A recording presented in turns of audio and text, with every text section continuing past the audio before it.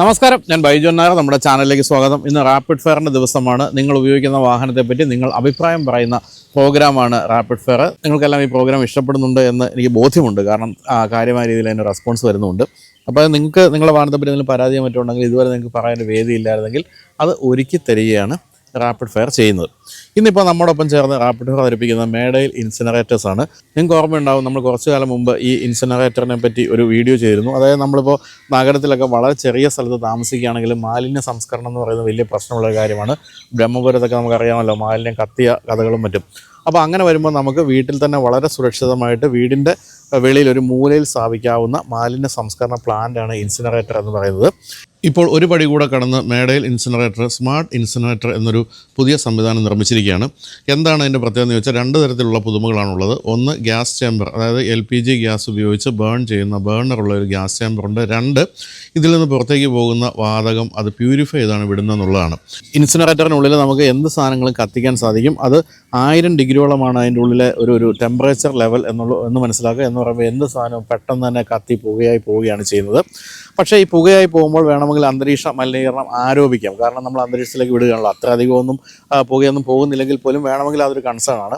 ഇപ്പോൾ പുതുതായിട്ട് വന്നിരിക്കുന്നത്, മേഡയിൽ ചെയ്തിരിക്കുന്നത് സ്മാർട്ട് ഇൻസിനറേറ്റർ കൊണ്ടുവന്നിരിക്കുന്നു എന്നുള്ള കാര്യമാണ്. അതായത് കത്തിച്ച് അന്തരീക്ഷത്തിലേക്ക് വിടുന്ന ഈ ഒരു പുക എന്ന് പറയുന്ന അന്തരീക്ഷ മലിനീകരണം ഉണ്ടാകാത്ത രീതിയിൽ പ്യൂരിഫൈ ചെയ്ത് വിടുന്ന ഒരു ടെർമിനേറ്റർ എന്നൊരു സംവിധാനം കൂടി ഇപ്പോൾ ഈ ഒരു ഇൻസിനറേറ്ററിനോടൊപ്പം തന്നെ സ്ഥാപിച്ചിരിക്കുകയാണ്. ഇപ്പോൾ മേഡയിൽ ഇൻസിനറേറ്റർ ചെയ്തിരിക്കുന്നത് കാര്യമായ രീതിയിൽ R&D ഒക്കെ ചെയ്ത ഒരു കാര്യമാണിത്. അങ്ങനെ വികസിപ്പിച്ചെടുത്ത സംഭവമാണിത്. അതായത് ഇത്രയും കാലം ഇത് ഉണ്ടായിരുന്നു, തീർച്ചയായിട്ടും ഉണ്ടായിരുന്നു. പക്ഷേ അത് വ്യാവസായിക അടിസ്ഥാനത്തിലുള്ള ഇൻസിനറേറ്ററിൽ മാത്രമാണ് ഈ തരത്തിൽ ഈ ഒരു പുക ഒന്ന് പ്യൂരിഫൈ ചെയ്ത് പുറത്തേക്ക് വിട്ടുകൊണ്ടിരുന്നത്. പക്ഷേ അതിപ്പോൾ നിങ്ങളുടെ വീട്ടിലെ നിങ്ങളുടെ ഇൻസിനറേറ്ററിലും കൂടി കൊണ്ടുവന്നിരിക്കുകയാണ് മേഡയിൽ ഇൻസിനറേറ്റർ. ജനുവരി 1-നാണ് ഈ ഒരു സ്മാർട്ട് ഇൻസിനറേറ്റർ വിപണിയിലെത്തുക. ഞാനിപ്പോൾ ഇതിൻ്റെ വെബ്സൈറ്റിൻ്റെ അഡ്രസ്സ് കൊടുക്കുന്നുണ്ട്. വെബ്സൈറ്റിൽ കയറിയാൽ ഓരോ ജില്ലകളിലും ഇൻസിനറേറ്ററിൻ്റെ ഓഫീസുകളും അതിൻ്റെ സ്റ്റാഫൊക്കെ ഉണ്ട്. അപ്പോൾ അവരെ വിളിക്കുകയാണെങ്കിൽ എങ്ങനെയാണ് അത് ചെയ്തു തരുന്നതെന്നൊക്കെ നിങ്ങൾക്ക് പറഞ്ഞ് മനസ്സിലാക്കി തരും. ഏറ്റവും അധികം സർവീസ് സെൻറ്റേഴ്സും ഏറ്റവും അധികം സെയിൽസ് സെൻറ്റേഴ്സുമുള്ള കേരളത്തിലെ ഏറ്റവും പ്രമുഖ ഇൻസിനറേറ്റർ കമ്പനിയാണ് മേഡയിൽ. അപ്പോൾ എല്ലാ ജില്ലകളിലും ഉണ്ട് ഇവർക്ക് ഓഫീസ് എന്നുള്ളതാണ് പ്രത്യേകത. അപ്പോൾ സർവീസ് ആയാലും സെയിൽസ് ആയാലും എല്ലാം വളരെ പക്കയാണ്. അപ്പോൾ നിങ്ങളുടെ വീട്ടിൽ കത്തിക്കുന്ന ഈ ഒരു മാലിന്യങ്ങൾ അന്തരീക്ഷ മലിനീകരണം ഉണ്ടാക്കുന്നുണ്ടോ നിങ്ങൾക്ക് ഒരു ആശങ്ക ഉണ്ടെങ്കിൽ നിങ്ങൾ ഈ ടെർമിനേറ്റർ കൂടി വാങ്ങിച്ചു വെക്കുകയാണെങ്കിൽ നിങ്ങൾക്ക് ആ ഒരു പ്രകൃതി സൗഹാർദ്ദപരമായ ഒരു പ്രൊഡക്റ്റാണ് വീട്ടിൽ ഇരിക്കുന്നതെന്ന് ആശ്വസിക്കാനുള്ള തീർച്ചയായിട്ടും അതിനുള്ളൊരു സാധ്യതയുണ്ട്. കൂടാതെ പുതുതായിട്ട് നിങ്ങളിപ്പോൾ ഇങ്ങനെ ഒരു ഇൻസിനറേറ്റർ സ്ഥാപിക്കുകയാണെങ്കിൽ സ്മാർട്ട് ഇൻസിനറേറ്റർ തന്നെ വാങ്ങിച്ചു വയ്ക്കുക. അങ്ങനെ വരുമ്പോൾ ഈ ഒരു പ്രശ്നം പൂർണ്ണമായിട്ടും ഒഴിവായി കിട്ടും. വളരെ ചെറിയ സ്ഥലത്ത് സ്ഥാപിക്കാൻ സാധിക്കും. ഞാനിപ്പോൾ ആദ്യകാലത്ത് നമ്മൾ ചെയ്ത മേഡയിൽ ഇൻസിനറേറ്ററിൻ്റെ വീഡിയോയുടെ ലിങ്ക് ഞാൻ കൊടുക്കാം. അത് നിങ്ങൾക്ക് കൃത്യമായിട്ട് എന്താണ് ഇൻസിനറേറ്റർ എന്നുള്ളതിൻ്റെ കൃത്യമായ ഒരു കാര്യം പറഞ്ഞു തരും. അപ്പോൾ അത് നോക്കി മനസ്സിലാക്കുക. എന്നിട്ട് നിങ്ങളുടെ ജീവിതം സ്മാർട്ട് ഇൻസിനറേറ്ററിലേക്ക് മാറ്റുക. അതാണ് എനിക്ക് പറയാനുള്ളത്. അപ്പോൾ എന്തായാലും ലിങ്കും കാര്യങ്ങളൊക്കെ കൊടുക്കുന്നുണ്ട്. കൂടുതൽ വിവരങ്ങളെല്ലാം ചോദിച്ച് മനസ്സിലാക്കുക. അപ്പോൾ നമുക്കിനി റാപ്പിഡ് ഫയറിലേക്ക് പ്രവേശിക്കാം. അപ്പോൾ ഇനി നമ്മൾ പരിചയപ്പെടുന്നത് ടാറ്റ നെക്സോൺ ഡീസൽ ഓട്ടോമാറ്റിക്കിൻ്റെ ഉടമയാണ്. ഇത് ബ്ലാക്ക് എഡിഷൻ, ഡാർക്ക് എഡിഷൻ എന്ന് പറഞ്ഞിട്ട് വന്നൊരു വേരിയൻ്റാണ്. അത് വളരെ ഹിറ്റായിരുന്നു അല്ലേ? ഡാർക്ക് എഡിഷൻ എന്ന് പറയുന്ന ആ സമയത്ത് പൊതുവെ മറ്റ് വാഹന നിർമ്മാതാക്കളൊന്നും കൊണ്ടുവരാത്ത കാര്യമായിരുന്നു. പക്ഷേ പിന്നീട് ഇപ്പോൾ പലരും ഡാർക്ക് എഡിഷൻ കൊണ്ടുവരുന്നുണ്ട്. അപ്പോൾ അങ്ങനെയുള്ള ആളാണ് പരിചയപ്പെടുന്നത്, ഓണറിനെ. നമസ്കാരം. പേര്? അരുൺ കെ നായർ. അരുൺ എന്ത് ചെയ്യുന്നു? ഞാനൊരു മാർക്കറ്റ് റിസർച്ച് ഫേം, മാക്സഡ് എന്ന് പറയുന്ന ഒരു മാർക്കറ്റ് റിസർച്ച് കമ്പനിയിൽ വർക്ക് ചെയ്യുന്നു മാനേജറായിട്ട്. ശരി. അപ്പോൾ നമ്മൾ എന്തെങ്കിലും ഒരു പുതിയ പ്രസ്ഥാനമൊക്കെ തുടങ്ങി നിങ്ങളെ മാർക്കറ്റിംഗ് റിസർച്ച് ഏൽപ്പിച്ചാൽ മതി. അതെ, ഫീൽഡ് സ്റ്റഡി കംപ്ലീറ്റ് ആയിട്ട് നടത്തി അതിൻ്റെ ഒരു ഡേറ്റ അനലിറ്റിക്സ് റിപ്പോർട്ട് ഉൾപ്പെടെ ഞങ്ങൾ കൊടുക്കുന്നത്. ശരി. ഞാൻ പണ്ട് മാതൃഭൂമിയിലെ ഗൃഹലക്ഷ്മിയിൽ ജോലി ചെയ്യുന്ന സമയത്ത് നമ്മളിങ്ങനെ സർവേ നടത്തുമായിരുന്നു. ഈ മറ്റേ എന്താ പറയണ്ടേ, കുടുംബജീവിതം നിങ്ങളുടെ സംതൃപ്തികരമാണോ എന്നൊക്കെ ചോദിച്ചിട്ട് ഇതുപോലെ നമ്മൾ 1-2 ഏജൻസികളെ ഏൽപ്പിക്കുന്നത്. വളരെ ചെറിയ ഏജൻസികൾ കേട്ടോ, വലിയ പൈസ ഒന്നും കൊടുക്കാനില്ലാത്തതുകൊണ്ട്. എവിടെ ബേസ്ഡാണ്? ഇവിടെ തന്നെ കൊച്ചി ബേസ് ചെയ്ത്. ശരി. ശരിക്കും നാട് ട്രിവാൻഡ്രം ആണ്. ശരി. ഇത് ഡോക്ടറാണോ? ഡോക്ടറുടെ ഒരു വൈഫ് ഡോക്ടറാണ്, ഡോക്ടർ പാർവതി. എവിടെയാ? ഇവിടെ മദേഴ്സ് ഹോസ്പിറ്റലിൽ വർക്ക് ചെയ്യുന്നു, ഡെന്റൽ ഹോസ്പിറ്റലിൽ. പെരിയോഡോണ്ടിസ്റ്റ് ആണ്. ശരി. അപ്പം വൈഫാണോ അധികം ഓടിക്കുന്നത്? അല്ല, ഞാനാണ് കൊണ്ടുനടക്കുന്നത്. അപ്പം ഇനി ഇതിലേക്ക് വരാം. എന്തുകൊണ്ട് നെക്സോൺ? ശരിക്കും നെക്സോൺ എടുത്തത് ബ്രദറിനോട് ഒരു ചോയ്സ് ആയിരുന്നു. പുള്ളി ഒരു കാർ എന്തൂസിയാസ്റ്റ് ആണ്. പുള്ളിയാണ് നെക്സോൺ സജസ്റ്റ് ചെയ്തത്. ആ ഒരു ടൈമിൽ ഞങ്ങളിത് എടുത്തത് 23 മെയ്യിലാണ്. അപ്പോൾ ആ ടൈമിൽ പുള്ളി നോക്കിയിട്ട് പറഞ്ഞൊരു ചോയ്സ് ആയിട്ട് അങ്ങനെയാണ് നെക്സോൺ ചൂസ് ചെയ്തത്. പക്ഷേ ഇതിൻ്റെ ഡീസൽ ഓട്ടോമാറ്റിക് എന്ന് പറയുന്നത് AMT ആണല്ലോ. അതൊരു ലാഗും ഒക്കെ ഉള്ള ഒരു പ്രശ്നമില്ല. അത് അന്ന് ചിന്തിച്ചിരുന്നു അതിനെപ്പറ്റി? നമ്മൾ അതുവരെ ഞാൻ ആക്ച്വലി ആദ്യം മാനുവൽ ആയിരുന്നു. ഞാൻ ഇതിന് മുമ്പ് യൂസ് ചെയ്തിരുന്നത് മാനുവൽ ആയിരുന്നു, ഓൾട്ടോ ആയിരുന്നു. അപ്പോൾ അവിടെ നിന്ന് നല്ലൊരു അപ്ഗ്രേഡ് ആയിട്ട് തന്നെ എനിക്ക് വന്നത്. പിന്നെ AMT ഒരു ലാഗ് ശരിക്കും പറഞ്ഞാൽ ഉണ്ട്. ഞാൻ അത്യാവശ്യം വണ്ടി എടുത്തിട്ട് ഓടാറുണ്ട്. ഇപ്പം തന്നെ ഒരു 1.5 year കൊണ്ട് ഒരു 45,000 കവർ ചെയ്ത് വരും. നല്ലോണം. അതെ, അത്യാവശ്യം കേരളം മൊത്തം പോകാറുണ്ട് ഈ വർക്കിൻ്റെ ഭാഗമായിട്ട്. പിന്നെ സൗത്ത് ഇന്ത്യ മുഴുവൻ കറങ്ങിയിട്ടുണ്ട്. സോ അപ്പം പോകുമ്പം മെയിൻ ഒരു ലാഗ് ഉണ്ട്. ബിക്കോസ് നമ്മൾ ഓവർടേക്ക് ചെയ്യുമ്പോൾ അപ്പോൾ ഞാൻ അത്യാവശ്യം തന്നെ ഒരു ലോങ് ഒക്കെ പോകുന്ന സമയത്ത് മാനുവലായിട്ട് ഇട്ട് തന്നെ ഓടിക്കുന്നത്. പ്ലസ് മൈനസ് മോഡ് ഉപയോഗിക്കുക. അതില്ലാത്തൊരു വാഹനം എന്ന് പറയുന്നത് റെനോ കിഡാണ്. കിഡിലൊന്നും ചെയ്യാനില്ല, ചവിട്ടി പിടിച്ചിരിക്കുകയല്ല, പ്ലസും ഇല്ല മൈനസും ഇല്ല, ഒന്നുമില്ല. മൈലേജ് എങ്ങനെയുണ്ട്? മൈലേജ് എനിക്ക് 18 വരെ കിട്ടുന്നുണ്ട് ലോങ്ങിൽ. നോർമൽ ഇവിടെ സിറ്റിയിലാണെങ്കിൽ 14. അത് ശരി. അപ്പോൾ ഇത്രയും കാലം നെക്സോണിൻ്റെ ഈ ഡീസൽ ഓട്ടോമാറ്റിക് ഓടിച്ച ഒരാളെന്നുള്ള നിലയ്ക്ക് ഒരാൾ ചോദിക്കുകയാണ്, ഞാൻ ഇതിൻ്റെ ഡീസൽ ഓട്ടോമാറ്റിക് എടുക്കട്ടെ എന്ന് ചോദിച്ചാൽ എന്തായിരിക്കും ആരുടെ അഭിപ്രായം? വണ്ടി പെർഫോമൻസ് വൈസ് നല്ല എനിക്ക് ഫീഡ്ബാക്കാണ് പറയാനുള്ളത്. ബിക്കോസ് അത്യാവശ്യം കംഫർട്ടബിളാണ്. ഞാൻ ഡെയിലി അത്യാവശ്യം നല്ല ട്രാവലിംഗ് ഉള്ള ഒരാളാണ്. അപ്പോൾ ലോങ് അത്യാവശ്യം സ്ഥിരം പോകുന്ന ഒരാളുമാണ്. അപ്പോൾ അതിന് നമ്മൾ എത്ര ലോങ് ഓടിയാലും വലിയ ക്ഷീണമൊന്നും വരത്തില്ല. പിന്നെ നമുക്ക് സീറ്റായാലും ഒക്കെ കംഫർട്ടബിളാണ്.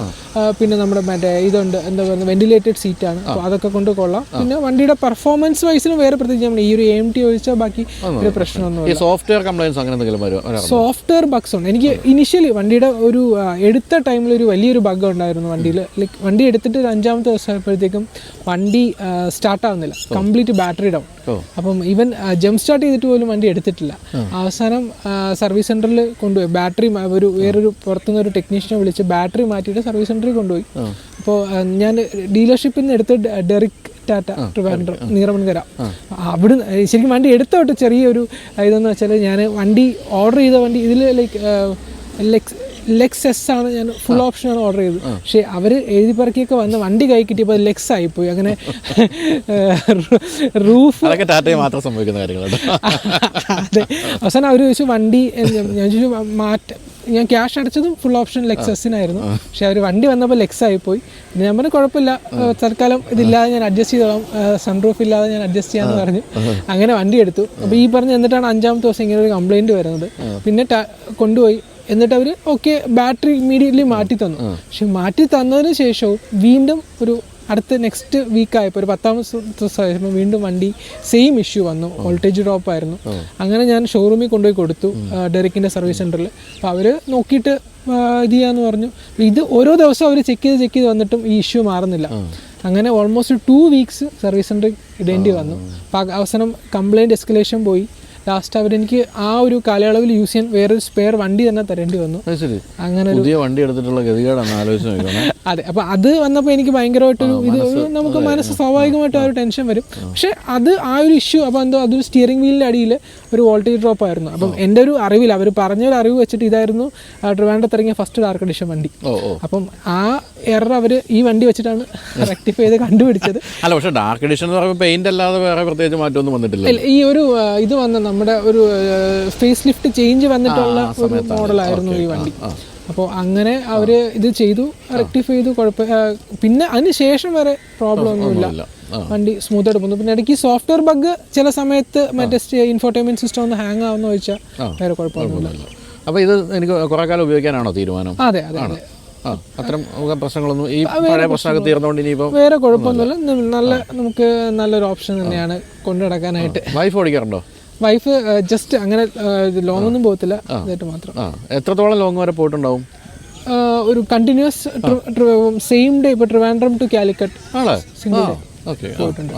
സർവീസ് കോസ്റ്റ് എങ്ങനെയുണ്ട്? അതുപോലെ സർവീസ് എങ്ങനെയുണ്ട്? കാരണം വലിയ പരാതിയാണല്ലോ എപ്പോഴും ടാറ്റയുടെ സർവീസ്. അതെ അതെ അതെ, സർവീസ് കോസ്റ്റ് ഇപ്പം ഞാൻ ലൈക്ക് കുറച്ച് ദിവസം മുന്നേ ആയിരുന്നു ഈ ഇതിൻ്റെ 45,000 സർവീസ് ചെയ്തിറക്കിയത്. സോ എല്ലാം കൂടെ അവർ ചാർജ് ചെയ്ത് 11,500 അടുപ്പിച്ചായി സർവീസ് കോസ്റ്റ്. എവിടെ ഇപ്പം ചെയ്യിക്കുന്നത്? ഇപ്പൊ കൊച്ചി വന്നതിന് ശേഷം ലെക്സൺ ടാറ്റ. ലെക്സൺ ആണ് കമ്പാരിറ്റീവ്ലി ബെറ്റർ. അത് കൊച്ചി തന്നെ ഞാൻ വാഴക്കാല ഒരു സർവീസ് സെന്റർ ഉണ്ട് മലയാളം, പക്ഷെ അവിടെ വലിയ ഒരു ഇത് ഉണ്ടായിരുന്നില്ല. അതെന്ന് വെച്ചാൽ അവിടെ ഈ സ്പെയർ പാർട്സിന്റെ ഇതും അവൈലബിലിറ്റി ഇഷ്യൂസ് ഒക്കെ അവർ പറഞ്ഞു. ഞാൻ ആദ്യം അവിടെ കൊണ്ടുപോയത്, അപ്പൊ അവിടെ ഇല്ല എന്ന് കണ്ടിട്ടാണ് പിന്നെ ലെക്സണിൽ പോയത്.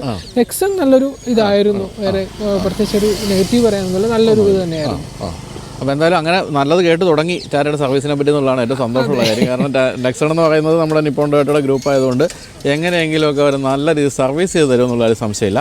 എങ്കിലും അവിടെയൊക്കെ ഈ പറഞ്ഞ സ്പെയർ പാർട്സ് കിട്ടാതെ താമസമൊക്കെ അവരും പറയുന്നുണ്ട് ടാറ്റയിൽ നിന്നും, അങ്ങനെ കേൾക്കുന്നുണ്ടെങ്കിൽ പോലും വലിയ കുഴപ്പമില്ല, പോകുന്നുണ്ട്. അപ്പോൾ എന്തായാലും താങ്ക് യു സോ മച്ച്. നല്ലൊരു ഫീഡ്ബാക്ക് ആയിരുന്നു കിട്ടിയത്. ടാറ്റയുടെ വാഹനങ്ങളുടെ കാര്യത്തിൽ ഉപയോഗിക്കുന്ന എല്ലാവരും പറയുന്ന ആദ്യ കാലത്തൊരു ചെറിയ പ്രശ്നം വരും, അത് പരിഹരിച്ച് കഴിഞ്ഞാൽ പിന്നെ ഓടും എന്നുള്ളതാണ്. പക്ഷേ നമ്മൾ മാരുതി അങ്ങനെയുള്ള മറ്റൊരു വാഹന കമ്പനിക്കും തുടക്കത്തിൽ ഇത്തരം പ്രശ്നങ്ങൾ ഉണ്ടാകുന്നില്ല എന്നുള്ളതാണ് ടാറ്റയുടെ ഒരു ക്വാളിറ്റി കൺട്രോൾ അത്ര പോരാ എന്ന് നമുക്ക് മനസ്സിലാക്കി തരുന്നൊരു കാര്യം. തന്നെ താങ്ക് യു.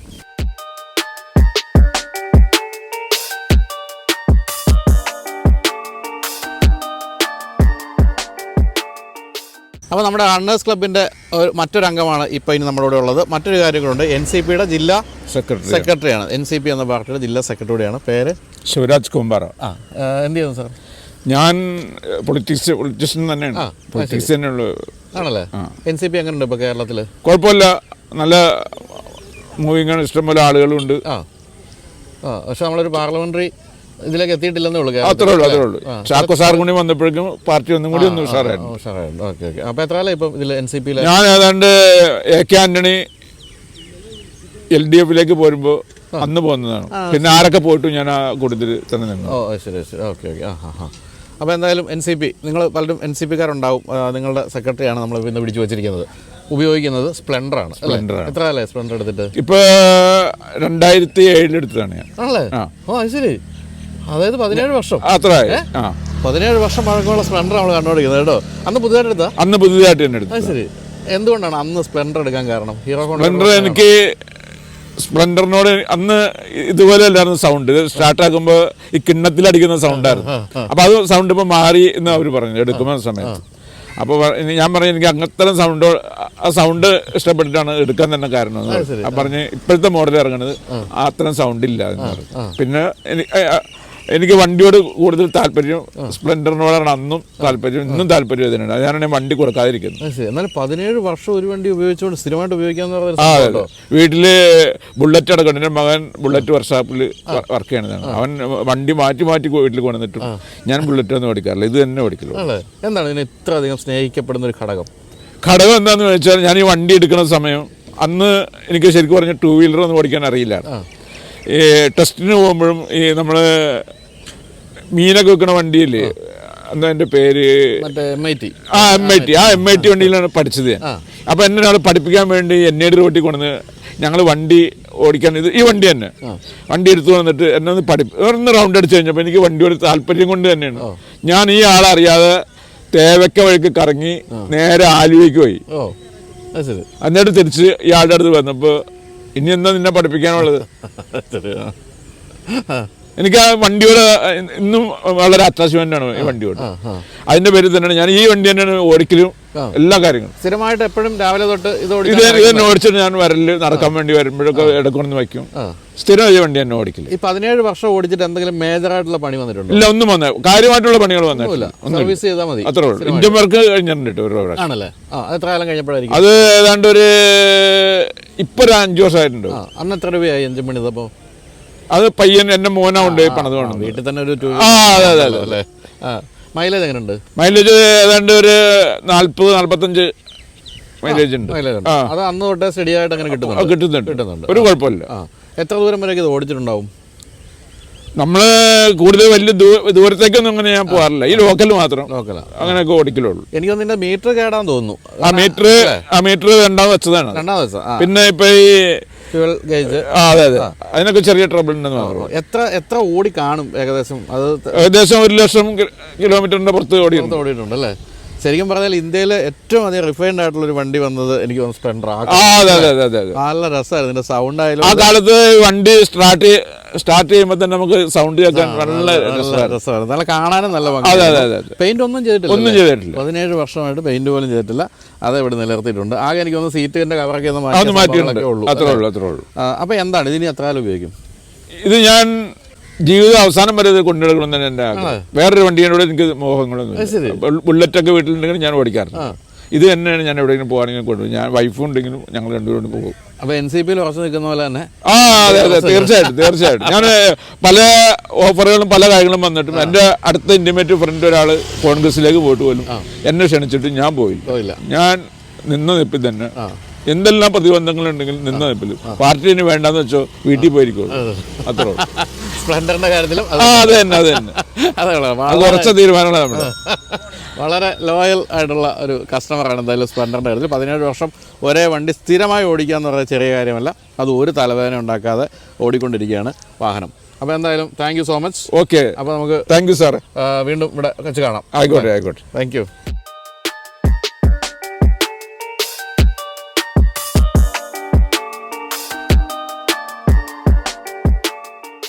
മാരുതി സെലേറിയോയുടെ ഓണറിനെയാണ് നമ്മൾ പരിചയപ്പെടുന്നത്. നമസ്കാരം. പേര്? നസീർ ബാബു. എന്ത് ചെയ്യുന്നു? എനിക്ക് ചെറിയ കച്ചവടമാണ് കളമശ്ശേരിയിൽ. റണ്ണേഴ്സ് ക്ലബ്ബിലുള്ളതല്ലേ? റണ്ണേഴ്സ് ക്ലബ്ബിലുള്ള റണ്ണേഴ്സ് ക്ലബ്ബാണ് ഇവിടെ നമ്മുടെ മെയിൻ. ഇപ്പം എന്താ പറയുക, ആൾക്കാരെ നമ്മൾ പിടിച്ചുകൊണ്ടിരിക്കുന്ന റണ്ണേഴ്സ് ക്ലബ്ബിൽ നിന്നാണ്. ഇവിടെ അടുത്ത് തന്നെ താമസിക്കുന്നത്. ഇവിടെ NAD കോമ്പാറയാണ്. മിക്ക ദിവസങ്ങളിലൂടെ വരാറുണ്ട്. എന്നും കാണുന്ന മുഖങ്ങളാണ് ഇവരൊക്കെ. അപ്പോൾ ഈ പുതിയ സെലേറിയോ വന്നപ്പോൾ മനപ്രയാസം തോന്നിയോ? പുതിയ സെലേറിയോ വന്നപ്പോൾ ചെറിയൊരു ഇത് തോന്നിയായിരുന്നു. സ്വാഭാവികമായിട്ട് ഉണ്ടാവുമല്ലോ. ഇത് ഞാൻ സെക്കൻഡ് എടുത്തതാണ്. ഇത് എടുത്തിട്ടൊരു 6 months ആയിട്ടുള്ളൂ ശരിക്കും പറഞ്ഞോളൂ. എന്തുകൊണ്ടാണ് സെലേറിയോ സെക്കൻഡ് ഹാൻഡ് എടുക്കാൻ തീരുമാനിച്ചത്? സെലേറിയോ സെക്കൻഡ് ഹാൻഡ് ഇതൊരു ആക്സിഡന്റ് എനിക്ക് കിട്ടിയ വണ്ടിയാണ്. ഞാൻ സാൻഡ്രോയാണ് ഉപയോഗിച്ചുകൊണ്ടിരുന്നത്. മറ്റേ പഴയ ആദ്യത്തെ സാൻഡ്രോ. അപ്പൊ എനിക്ക് അറിയാവുന്ന ഒരു സാറിന്റെ വണ്ടിയായിരുന്നത്. അപ്പൊ പുള്ളി എനിക്ക് വിൽക്കാൻ വേണ്ടി തന്നെ ഏൽപ്പിച്ചാണ്. പുള്ളി വേറെ വണ്ടി എടുത്തപ്പോൾ എൻ്റെ അടുത്ത് പറഞ്ഞു, നസീർ അത് കൊടുക്കണമെങ്കിൽ കൊടുക്കാം, നമുക്ക് ആണെങ്കിലുണ്ടോന്ന് ചോദിച്ചു. അപ്പം എൻ്റെ ഒരു കൂട്ടുകാരന് വേണ്ടിയിട്ട് ഞാൻ നോക്കിയതാണ് വണ്ടി. അപ്പോൾ നിലവിൽ എനിക്ക് സാൻഡ്രോ ഉണ്ടായിരുന്നു, ഞാൻ അതാണ് യൂസ് ചെയ്തുകൊണ്ടിരുന്നത്. അപ്പോൾ അവനിക്ക് കുറച്ചും കൂടി കൂടിയ വണ്ടി മതിയെന്ന് പറഞ്ഞു. അപ്പോൾ ഞാൻ വണ്ടി ഓടിച്ചു നോക്കിയപ്പോൾ കംഫർട്ടബിൾ ആണ്, പിന്നെ വലിയ മൈലേജും കാര്യങ്ങളൊക്കെ പക്കയാണ്. എല്ലാം ഞാൻ അതിനെപ്പറ്റി അന്വേഷിച്ചായിരുന്നു. അപ്പോൾ വൈഫും വണ്ടി ഓടിക്കാനാണ്, വൈഫിനും ചെറിയൊരു കംഫർട്ടബിൾ ആണ് ഈ വണ്ടി. അപ്പോൾ അങ്ങനെ ഞാൻ എടുത്തതാണ്. അപ്പോൾ ഈ കൂട്ടുകാരന് വേണ്ടി പെണ്ണ് കാണാൻ പോയി നമ്മൾ കെട്ടിയെന്ന് പറഞ്ഞ പോലെ ആയി. സത്യം ഞാൻ ചിന്തിച്ചിട്ടുണ്ടായിരുന്നു സത്യം പറഞ്ഞ ഒരു വണ്ടി വേണമെന്നുള്ളത്. പക്ഷേ ഈ വണ്ടി കണ്ട് ഞാൻ ഓടിച്ചു നോക്കിയപ്പോൾ എനിക്ക് ഭയങ്കര ഇഷ്ടമായി. അപ്പോൾ പിന്നെ ഞാൻ തന്നെ എടുത്തു. അപ്പോൾ സാൻഡ്രോ എപ്പോഴും ഉണ്ടോ? സാൻഡ്രോ ഇല്ല, സാൻഡ്രോ കൊടുത്തു. സാൻഡ്രോ എത്ര വർഷം ഓടിച്ചു? സാൻഡ്രോ ഞാനൊരു 4 വർഷത്തോളം 4-5 വർഷത്തോളം കൊണ്ടുനടന്നു. അല്പം മൈലേജ് കുറവാന്നേ ഉള്ളൂ. മൈലേജ് കുറവാണ്, പക്ഷെ നമുക്ക് കംഫർട്ടബിൾ ഉണ്ട്. കാരണം ഡ്രൈവിംഗ് ഓടിക്കാനും പിന്നെ മെക്കാനിക്കൽ പരമായാലും നമ്മളൊരു സർവീസിന് കൊണ്ടുപോയി കൊടുത്താലും ഒക്കെ മാരുതിയുടെ വണ്ടികൾ നമുക്കൊരു സാധാരണക്കാർക്ക് അത് നമ്മളിപ്പോൾ അറിയാലോ. അതെ, ശരിയാണ്. അപ്പോൾ അതിൽ നിന്ന് ഇതിലേക്ക് വന്നപ്പോൾ എന്താ പെട്ടെന്ന് ഫീൽ ചെയ്തൊരു മാറ്റം? സാൻഡ്രോന്ന് ഇതിലേക്ക് വന്നു. സാൻഡ്രോന്ന് ഇതിലേക്ക് അതിലും കുറച്ചും കൂടി ഒരു കംഫർട്ടബിൾ ആയിട്ട് തോന്നുന്നുണ്ട്. കാരണം നമ്മൾ ഡ്രൈവ് ചെയ്യുമ്പോഴും ഫ്രണ്ട് എല്ലാ വണ്ടിയുടെയും ഫ്രണ്ട് കാണാൻ പറ്റുമെങ്കിൽ ഇതിന് നമ്മൾ ബോണറ്റും സീറ്റും തമ്മിലൊരു അഡ്ജസ്റ്റ്മെന്റ് ഇത് ഉണ്ട്. എപ്പോഴും നമുക്ക് ലേഡീസിനാണ് ഏറ്റവും കൂടുതൽ. കാരണം ലേഡീസ് ഇപ്പോൾ കണ്ടെയ്നർ ഓടിക്കുന്നുണ്ട്, അതല്ല, പക്ഷെ അവർക്ക് ഫ്രണ്ടൊക്കെ നന്നായിട്ട് കണ്ട് ഒരു അത്യാവശ്യം നല്ല രീതിയിൽ ഓടിക്കാനുള്ള ഒരു ഇതൊന്ന് ചെയ്യുന്നുണ്ട്. മൈലേജ് എങ്ങനെയുണ്ട്? മൈലേജ് ഒരു 20-ന്റെ അടുത്ത് എന്തായാലും നമുക്ക് മൈലേജ് കിട്ടുന്നുണ്ട്. 18-19 ഒക്കെ എനിക്ക് കിട്ടിയിട്ടുണ്ട്. ലോങ് പോകുമ്പോഴും. ടൗണിൽ പറഞ്ഞ മാതിരി അത്രയും ഉണ്ടാവില്ല. പിന്നെ മെയിനായിട്ട് നമുക്ക് ലോങ് പോകുമ്പോഴും നല്ല കംഫർട്ടബിൾ ആണ് ഓടിക്കാനായിട്ട്. എത്ര ഓടിച്ചാലും നമുക്ക് അങ്ങോട്ട് ഒരു മടുപ്പ് തോന്നില്ല. എന്താണ് ഇതിന്റെ ഏറ്റവും ഇഷ്ടപ്പെട്ട ഒരു കാര്യം? എന്താ ഏറ്റവും ഇഷ്ടപ്പെട്ട കാര്യം തന്നെ ഡ്രൈവിംഗും ആണ്, പിന്നെ എഞ്ചിൻ കണ്ടീഷനാണ്. നമുക്ക് അങ്ങനെ വലിയ സൗണ്ടും തോന്നില്ല. പിന്നെ നമ്മൾ ഏതെങ്കിലും ഒരു കട്ടറൊക്കെ ചാടി പോയാലും അറിയില്ല പെട്ടെന്ന് നമുക്ക് അങ്ങോട്ട്. സസ്പെൻഷൻ ഒക്കെ നല്ല ജർക്കിംഗ് ഉണ്ടാവില്ല. എന്താണ് ഒരു ഡ്രോബാക്ക് ആയിട്ട് പറയാവുന്നത്? കുറച്ചുകൂടി നന്നായിരുന്നെങ്കിൽ തോന്നിയൊരു കാര്യം? അങ്ങനെ ഡ്രോബാക്ക് ആയിട്ട് എനിക്ക് അങ്ങനെ തോന്നിയിട്ടില്ല. പിന്നെ AC ഇട്ടൊക്കെ നമ്മൾ വണ്ടി ഓടിക്കുമ്പോൾ കയറ്റം കയറുമ്പോഴൊക്കെ ചെറിയൊരു അത് ഇല്ല. നോർമലി ഉള്ള പവർ എഞ്ചിൻ കപ്പാസിറ്റി വേറെ അങ്ങനെ ഡ്രോപ്പായിട്ടൊന്നും വണ്ടിക്ക് ഫീൽ ചെയ്യാറില്ല. പിന്നെ എനിക്ക് ഏറ്റവും സുഖം എന്ന് വെച്ചാൽ ഞങ്ങൾ 5 പേരാണ് വീട്ടിൽ. ഉമ്മിച്ചി, 2 കുട്ടികൾ, ഞാനും വൈഫും. സുഖമായിട്ട് ഇരിക്കാനുള്ള സ്പേസ് ഉണ്ട്. അത് തന്നെ ധാരാളം. മാരുതിയുടെ ഏറ്റവും നല്ല വണ്ടികളൊന്നാണ് സെലേറിയോ. എന്നാൽ ഈ AMT എന്ന് പറയുന്ന വിപ്ലവം കൊണ്ടുവന്നത് സെലേറിയോ. ആദ്യമായിട്ട് AMT വന്നത് സെലേറിയോ. പക്ഷേ ഇപ്പോൾ പുതിയ സെലേറിയോ വന്നപ്പോൾ ഇഷ്ടംപോലെ ഫീച്ചേഴ്സുമായി കുറച്ചുകൂടി മെച്ചപ്പെട്ടിട്ടുണ്ട്. അത് ഞാൻ ആദ്യം ചോദിച്ചത് കണ്ടപ്പോഴത്തേക്ക് ഒരു മനപ്രയാസം തോന്നിയെന്നുള്ളത്. അപ്പോൾ അങ്ങനെ തീരെ പ്രതീക്ഷിക്കാതെ. പക്ഷെ ഞാൻ സെലേറിയോ നേരത്തെ ചൂസ് ചെയ്യായിരുന്നെങ്കിൽ ഞാൻ ചിലപ്പോൾ അതൊക്കെ നോക്കിയാനായിരുന്നു. പക്ഷെ ഇത് ഞാൻ കയറിയിരുന്ന് വണ്ടി ഓടിച്ചു നോക്കിയപ്പോഴാണ് എനിക്ക് വണ്ടി ഇഷ്ടമായി. അങ്ങനെ തന്നെ എടുക്കാൻ. പിന്നെ വണ്ടി അത് ഓടിയിട്ടുണ്ടായിരുന്നില്ല. ഒരു 50,000 കിലോമീറ്ററിലാണ് വണ്ടി എടുക്കുന്നത്. സർവീസ് എല്ലാം കഴിഞ്ഞ് കൊണ്ടുവന്ന് ഇട്ടേക്കായിരുന്നു. എത്ര കിലോമീറ്റർ അന്ന് ഓടിയിട്ടുണ്ടായിരുന്നു? 50,000 കിലോമീറ്റർ. അന്നല്ല, എത്ര വർഷം പഴക്കമുണ്ടായിരുന്നു? 2016 ഡിസംബർ വണ്ടിയാണ്. ഞാനിപ്പോൾ എടുത്തൊരു 6 months ആയിട്ടുള്ളൂ. 8 വർഷം കൊണ്ട് 50 ഓടിയുള്ളൂ. അപ്പം മോശമൊന്നുമല്ല. പിന്നെ സർവീസിന് കൊണ്ടു കൊടുത്താലും വലിയ എമൗണ്ട് അങ്ങോട്ട് വരുന്നില്ല നമുക്ക്. പിന്നെ കംഫർട്ടബിൾ ആണ് അവിടെ സർവീസ്. ഇവിടെ ഈ കളമശ്ശേരിലാണ് കൊടുക്കുന്നത്. ഇതിൽ നമ്മുടെ ഇൻഡസിൽ. ഓക്കെ. അപ്പോൾ ഇതിന് ദീർഘകാലം ഉപയോഗിക്കാൻ തന്നെയാണ് പരിപാടി? ഇതിപ്പോൾ തൽക്കാലത്തേക്ക് നമ്മൾ മാറ്റാനുള്ള ഉദ്ദേശമില്ല. 10 year ആയാലും ഇത് തന്നെ കൊണ്ടുപോകാൻ. കാരണം വലിയ ഓട്ടമില്ല എനിക്ക്. അപ്പോൾ തൽക്കാലത്തേക്ക് തന്നെ അങ്ങോട്ട് പോട്ടെ എന്നുള്ള ഇത്. 10 വർഷമല്ല 15 വർഷം ഓടിച്ചാൽ ഇതേപോലെ ഇരുന്നു. മാരുതിയുടെ വാഹനങ്ങളൊരു ഗുണം അതാണ്. എന്തൊക്കെ കുറ്റം പറഞ്ഞാലും മാരുതി എന്ന് പറയുന്നതിന് അല്ല, ഇപ്പോൾ ഒരു സാധാരണക്കാർ ഏറ്റവും നന്നായിട്ട് ഫസ്റ്റ് ടൈം ചൂസ് ചെയ്യണത് തന്നെ മാരുതിയാണ്. അതെ.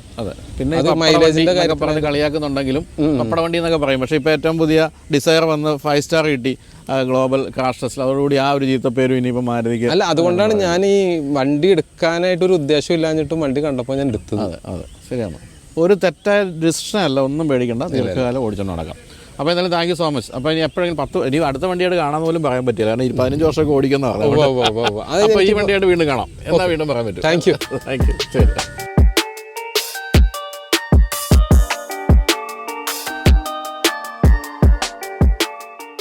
നമ്മളിപ്പോൾ രാവിലെ ഇവിടെ റാപ്പിഡ് ഫെയർ ഷൂട്ട് ചെയ്തുകൊണ്ടിരിക്കുമ്പോൾ ഈ നിരത്തുകളെ പ്രകമ്പനം കൊള്ളിച്ചുകൊണ്ട് ഒരു വണ്ടി അങ്ങോട്ടും ഇങ്ങോട്ടും പോകുന്നുണ്ടായിരുന്നു. അതാണ് നമ്മളിപ്പോൾ പിടിച്ചു നിർത്തിയിരിക്കുന്നത്, ഹോണ്ട CBR. ഈ CBR കണ്ട എത്ര വർഷം പഴക്കം നിങ്ങൾക്ക് തോന്നും? മിക്കവാറും ഈ വണ്ടിപ്രാന്തന്മാർക്ക് പെട്ടെന്ന് മനസ്സിലാകുന്നുണ്ടാവും ഏത് കാലത്തെ വാഹനമാണെന്ന്. ഇത് 15 വർഷത്തിലധികം പഴക്കമുള്ളൊരു ഹോണ്ട CBR ആണ്. അങ്ങനെയുള്ളൊരു CBRന്റെ ഉടമയാണ് പരിചയപ്പെടുന്നത്. നമസ്കാരം. നമസ്കാരം. പേര്? അഭിജിത്ത്. അഭിജിത്തിനെ ആദ്യമായിട്ട് ഞാൻ അഭിനന്ദിക്കുകയാണ്, കാരണം ഫുൾ ഗിയറിലാണ് വന്നിരിക്കുന്നത് അല്ലേ? എവിടെ പോകുന്ന വഴിയാണോ? പാലക്കാട് ഒരു റൈഡ്. പാലക്കാട് പോവാ? അത് ശരി. സ്ഥിരമായിട്ട് റൈഡ് ചെയ്യുന്നുണ്ടോ? സമയം കിട്ടുമ്പോഴത്തേക്കൊക്കെ ആണല്ലേ? എന്താ ഞാൻ പോലീസിലാണോ? അതെ. അത് ശരി. എന്താ സോറി, എവിടെയാ? ഇവിടെ എറണാകുളത്ത് ഹിൽ പാലസ്. ശരി. എത്ര കാലം ഇപ്പൊ ഇത് എടുത്തിട്ട്? ഞാനിപ്പോ എടുത്തിട്ട് ഇപ്പൊ 2 വർഷമായി. 2 വർഷം. 15 വർഷം പഴക്കമുണ്ടല്ലേ? 15 വർഷം പഴക്കമുണ്ട്. 2008 മോഡലാണ്. 2008. അതെ. എന്തുകൊണ്ടാ CBR ഒരു സെക്കൻഡ് ഹാൻഡ് എടുക്കാൻ തീരുമാനിച്ചത്? CBR എടുക്കുന്നില്ല, നമ്മളിപ്പോ ഒരു സൂപ്പർ ബൈക്ക് എടുക്കണമെന്ന് പണ്ട് മുതലേ ആഗ്രഹം ഉണ്ടായിരുന്നു. പിന്നെ ഒരു ഫ്രഷ് എടുക്കാനായിട്ടുള്ള ഒരു സാമ്പത്തികം ഇല്ലാത്തത് എല്ലാവരും സെക്കൻഡ്സ് ആണ് ഇവിടെ നമ്മൾ യൂസ് ചെയ്യാറ്. അങ്ങനെ നല്ല ഒരെണ്ണം കിട്ടിയത് കൊണ്ട് പിന്നെ CBR ഇത് 600 RR പണ്ട് മുതലുള്ള ഒരു ഡ്രീം ആയിരുന്നു ഒരെണ്ണം എടുക്കണമെന്ന്. ഇതിപ്പോ എന്റെ 3ാമത്തെ വണ്ടിയാണ്. മുമ്പ് CBR 650F ഉണ്ടായിരുന്നു, പിന്നെ ഡയറ്റോണ ഉണ്ടായിരുന്നു പ്രൈം. അതെല്ലാം കഴിഞ്ഞിട്ടാണ്. പിന്നെ ഇത് കുറച്ച് ഇതെന്ന് പറയുമ്പോഴത്തേക്ക് വണ്ടി ഉപയോഗിക്കുന്നവർക്ക് അല്ലെ വണ്ടിനെ കുറിച്ച് അറിയാവുന്നവർക്ക് അറിയാം, ഇതൊരു റോ ബൈക്കാണ്, പ്യുവർ ഫണ്ണാണ് നമുക്ക് ഇതിനകത്ത്.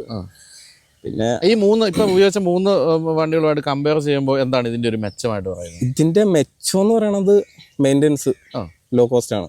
നമുക്ക് സാധാരണ ഒരു വണ്ടി മെയിൻറ്റെയിൻ ചെയ്യുന്ന പോലെ തന്നെ. പിന്നെ 4 സിലിണ്ടർ ആയതുകൊണ്ട് അതിൻ്റെതായിട്ടുള്ള കുറച്ച് ബുദ്ധിമുട്ടുകൾ വരും. എന്നാലും പാർട്സ് ആണെങ്കിലും ബാക്കി മെയിൻ്റെനൻസ് ആണെങ്കിലും മെയിൻ്റെനൻസ് ഫ്രീ ആണ് വണ്ടി. പിന്നെ കുറച്ചും കൂടി പഴയതായതുകൊണ്ട് ഇലക്ട്രോണിക്സ് തീരെ ഇല്ലാന്ന് തന്നെ വേണം പറയാം. അതിൻ്റെതായിട്ടുള്ള വഴി കിടന്നാലും നമുക്ക് എങ്ങനെയെങ്കിലും ഒക്കെ വണ്ടി സ്റ്റാർട്ട് ആക്കിക്കൊണ്ട് പോകാം. എത്ര ഓടിയിട്ടുണ്ടായിരുന്നു എടുക്കുമ്പോൾ? ഞാൻ എടുക്കുമ്പോഴത്തേക്ക് 15. അത്രേ ഉള്ളൂ. ഇപ്പം ഓൾമോസ്റ്റ് ഒരു 33 കഴിയും. 15 വർഷം കൊണ്ട് അവർ ഓടിച്ചതിനൊക്കെ കൂടുതൽ ഓടിച്ചു അല്ലേ? അതെ.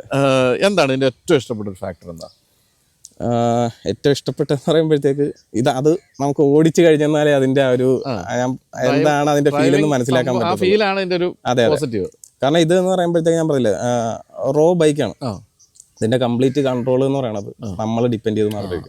നമ്മുടെ സ്കില്ല് എന്തുമാത്രം ഉണ്ടോ അതനുസരിച്ചിരിക്കും വണ്ടി നമ്മൾ കൊണ്ടുപോകുന്നത്. 2 വർഷമായിട്ട് ഉപയോഗിക്കുന്നുണ്ടെങ്കിലും വണ്ടി ഇപ്പോഴും എന്റെ കയ്യിൽ നിന്നിട്ടില്ല.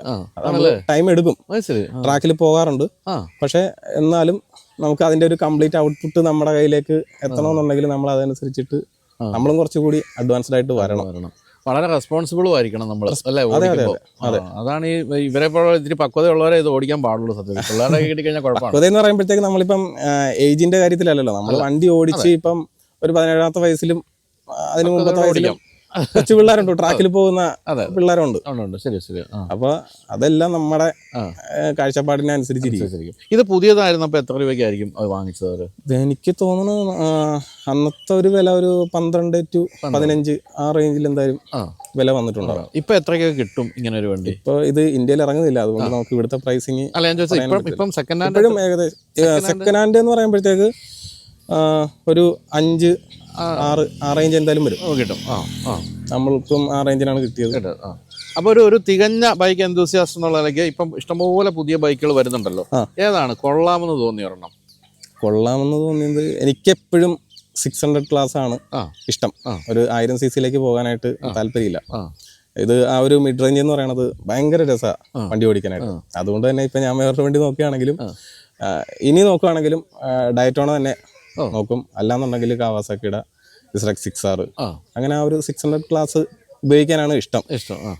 എന്താ അതിലേക്ക് അങ്ങനെ പിടിച്ചേർന്ന ഒരു ഘടകം ഈ 600 cc ആ ഒരു 4 സിലിണ്ടർ കിട്ടുന്ന ഒരു ഫൺ എന്ന് പറയുന്നത് ഭയങ്കര രസമാണ്. അത് ഉപയോഗിച്ച് കഴിഞ്ഞാൽ പറയുമ്പോൾ സന്തോഷം. അത് എല്ലാവർക്കും അതറിയാം. എത്ര ദൂരം വരെയൊക്കെ പോകും? പോയിട്ടുണ്ട് ഞാനൊരു ഒറ്റ സ്ട്രെച്ച് എന്നൊക്കെ പറയുമ്പോഴത്തേക്ക് ഒരു ദിവസം കൊണ്ട് 300-350 കിലോമീറ്റർ ഒക്കെ പോയിട്ട് വന്നു. അത്രയൊക്കെ തന്നെ ഞാൻ മിക്കവാറും റൈഡ് പോകുമ്പോഴത്തേക്ക് എങ്ങനെ പോയാലും 200-ന് മേളിൽ പോകും. വൈകിട്ട് തിരിച്ചു വരുമ്പോഴത്തേക്ക് അത്രയൊക്കെ ഉണ്ടാവും. ഇതിപ്പോ ശരിക്കും സിറ്റിയിൽ ഓടിക്കാൻ കംഫർട്ടബിൾ ആണോ? കംഫർട്ടബിൾ ആണ്. എൻ്റെ അത്യാവശ്യം ഡെയിലി റൈഡാണ്. എനിക്ക് വേറെ ബൈക്ക് ഇപ്പം നിലവിൽ ഇല്ല. പക്ഷേ ഈ ഒരു സീറ്റിംഗ് പൊസിഷൻ എന്ന് പറയുന്നത് അതും ഈ പറഞ്ഞ പോലെ നമ്മൾ പറഞ്ഞു കഴിഞ്ഞാൽ അത് മനസ്സിലാവത്തില്ല. ശീലിച്ചു കഴിഞ്ഞാൽ ഭയങ്കര കംഫർട്ടബിൾ ആണ്. അതിൽ നന്നായിട്ട് കമ്മിറ്റഡ് ആയിട്ട് ഇരുന്ന് പോകാൻ പറ്റുന്നെന്ന് പറയണത് ഈ കാണുന്ന പോലെ അല്ല. നമുക്ക് നടുവിന് പ്രശ്നമോ തലയ്ക്ക് വേദന ഒന്നും വരത്തില്ല. നമ്മൾ അതുമായിട്ടൊന്ന് യൂസ്ഡ് ആയി കഴിഞ്ഞാൽ വേറൊരു പൊസിഷൻ നമ്മൾ ചൂസ് ചെയ്യത്തില്ല. ബ്രേക്കിംഗ് എഫിഷ്യന്റ് ആണോ? ബ്രേക്കിംഗ് ഒക്കെ ഭയങ്കര എഫിഷ്യന്റ്. കാരണം ഇലക്ട്രോണിക്സ് ഇല്ല, ABS ഇല്ല, ഒരു അസിസ്റ്റും ഇല്ലാത്തത് കൊണ്ട് ABS ഇല്ല, ഒന്നുമില്ല വണ്ടിയിൽ. അപ്പൊ അങ്ങനെ ഒരു അസിസ്റ്റ് കാര്യങ്ങളൊന്നും ഇല്ലാത്തത് കൊണ്ട് തന്നെ ബ്രേക്കിംഗ് അത്ര പെർഫെക്റ്റ് ആയിട്ടാണ് കമ്പനി കൊടുത്തിരിക്കുന്നത്. എനിക്ക് ആദ്യം പേടി ഉണ്ടായിരുന്നു എടുക്കുന്ന സമയത്ത് എങ്ങനെയാകും. കാരണം ഞാൻ ഓൾറെഡി ABS ഉള്ള വണ്ടിയിൽ നിന്നാണ് ഇങ്ങോട്ടേക്ക് വന്നത്.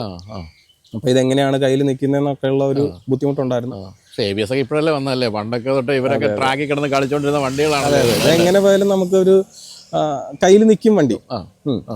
പിന്നെ നമ്മൾ ഈ പറഞ്ഞ പോലെ കുറച്ച് റെസ്പോൺസിബിൾ ആയിട്ട് നമ്മൾ കൊണ്ടു നടക്കണം എന്നുള്ളത് മാത്രമാണ്. എന്തെങ്കിലും നെഗറ്റീവായിട്ട് പറയാനുണ്ടോ? ഒന്നുകൂടെ നന്നായിരുന്നെങ്കിൽ തോന്നാവുന്ന ഒരു കാര്യം? നെഗറ്റീവായിട്ട് എന്ന് പറയാനായിട്ട് എനിക്ക് അങ്ങനെ അത്രയ്ക്ക് അതിനെ ഡീപ്പായിട്ട് പറയാൻ ഒരു അറിയത്തില്ല. പിന്നെന്ന് പറയുന്നത് ഓൾറെഡി ഹോണ്ട 2007 മുമ്പുള്ള മോഡൽസ് വെച്ച് നോക്കുമ്പോഴത്തേക്ക് അതിന്റെ കുറച്ച് പോരായ്മകൾ റെക്ടിഫൈ ചെയ്തിട്ടാണ് ഈ 2007 മുതൽ 600 ഇറക്കിയത്. അപ്പോൾ ഒരു അതിനെന്നൊക്കെ പറയുമ്പോൾ ഒരു 7000 to 10,000 RPM വണ്ടി കുറച്ച് ലാഗാണ്. അപ്പോൾ അതൊന്നും അവർ റെക്ടിഫൈ ചെയ്തിട്ടാണ് 2008 മോഡലിലേക്കൊക്കെ അവർ കൊണ്ടുവന്നത്. അല്ലാതെ വേറെ വണ്ടി ഭയങ്കര കംഫർട്ടബിൾ ആണ്. പില്ലൺ റൈഡർ അത് പില്ലാണ് ഞാൻ ഇരുന്നിട്ടില്ല, പക്ഷെ ഇരുന്നവര് പറഞ്ഞിട്ടുണ്ട് ഇരിക്കാൻ പാടില്ല, ഇരുത്താതിരിക്കുന്നതാണ് നല്ലത്. ഒട്ടും സേഫും അല്ല. പ്രത്യേകിച്ച് ഒരാൾ ഇങ്ങനെ കിടക്കുന്നു, മറ്റേ ആൾ ഇങ്ങനെ വടി പോലെ ഇരിക്കുന്നു എന്നുള്ളൊരു പ്രശ്നം. വടി പോലെ എന്തായാലും ഇതായിരിക്കാൻ പറ്റില്ല. നമ്മൾ എപ്പോഴും പില്ലാണ് ഇരിക്കുന്നത്, റൈഡറിനെ പിടിച്ചേ ഇരിക്കാവുള്ളൂ. അതാണ് സേഫ്റ്റി. അത് ഇപ്പം പില്ലാണ് ഇപ്പൊ ഞാൻ ലോങ് ഒക്കെ പോകുമ്പോഴത്തേക്ക് പില്ലാണ് ഉണ്ടെന്നുണ്ടെങ്കിൽ ബുദ്ധിമുട്ടാണ്, നമുക്കും ബുദ്ധിമുട്ടാണ്. ഷോൾഡറിനെ അവര് നമ്മളെ പിടിച്ചിരിക്കുമ്പോഴത്തേക്ക് അവരുടെ വെയിറ്റ് കൂടെ നമ്മൾ താങ്ങേണ്ടി വരും. അങ്ങനത്തെ ഒരു ബുദ്ധിമുട്ടുണ്ട്. സർവീസ് കോസ്റ്റ് എങ്ങനെയുണ്ട്? സർവീസ് കോസ്റ്റ് ഒക്കെ ഭയങ്കര ചീപ്പാണ്. എന്നാലും ഏകദേശം ഒരു സാധാരണ സർവീസിനൊക്കെ എത്ര രൂപയാവും? സാധാരണ ഒരു 5,000 ഉള്ളിൽ നമുക്ക് നിൽക്കും. അതൊരു 3 എഞ്ചിൻ ഓയിൽ മേടിക്കുന്നതിന്റെ പൈസ ആവത്തില്ല. അതൊക്കെ വെച്ച് നോക്കുമ്പോഴത്തേക്ക് വണ്ടി ഭയങ്കര ചീപ്പാണ് മറ്റുള്ള സൂപ്പർ ബൈക്ക് വെച്ച് നോക്കുമ്പോഴത്തേക്ക്. പിന്നെ രസമാണ് കൊണ്ടുനടക്കാനായിട്ട്. എപ്പോഴും ഈ ഫുൾ ഗിയറിൽ തന്നെയാണോ വണ്ടി ഓടിക്കാറുള്ളത്? ലോങ് ഒക്കെ അത്യാവശ്യം പോകുമ്പോഴത്തേക്ക് സേഫ്റ്റി അത്യാവശ്യം നോക്കുന്നതാണ്. ഇപ്പൊ ഞങ്ങളുടെ ഒരു കുറച്ച് ഗ്യാങ് ഉണ്ട്. അപ്പൊ ഞങ്ങളെല്ലാരും ആ രീതിക്ക് തന്നെയാണ് പോവാറ്. തീർച്ചയായിട്ടും ഇത്തരം ബൈക്കുകളൊക്കെ ഓടിക്കുമ്പോൾ ഇത് കണ്ടുപഠിക്കേണ്ട കാര്യമാണ്. ഇത്തരം ബൈക്ക് നല്ല കേട്ടോ, ഏത് ബൈക്ക് ഓടിച്ചാലും ഫുൾ ഗിയറിൽ ഓടിക്കുന്നതന്നെയാണ് എപ്പോഴും സേഫ്. അങ്ങനെ ഇങ്ങനെയൊക്കെ ഉള്ളവരെ കണ്ടുപിടിക്കുക. പ്രത്യേകിച്ച് പോലീസ് ആയതുകൊണ്ട് മാതൃക കൂടി ആകേണ്ട ആളാണ്. അത് കൃത്യമായിട്ട് തന്നെ നമ്മളത് കണ്ടു. അപ്പോൾ എന്തായാലും വളരെ സേഫായിട്ടൊക്കെ ഓടിച്ച് ഇടയ്ക്കിടയ്ക്ക് നമുക്ക് ഇനി ഇവിടെ കാണാം. ഉറപ്പായിട്ടും. അപ്പോൾ താങ്ക് യു. ശരി, അപ്പോൾ ഈ മുഖം നോക്കി വെച്ചോ കേട്ടോ. ഹിൽ പാലസിൽ നിങ്ങളെ പിടിക്കുകയാണെങ്കിൽ ഈ മുഖമാണെന്ന് അങ്ങനെയൊന്നും പറയരുത്. Okay, thank you. ശരി.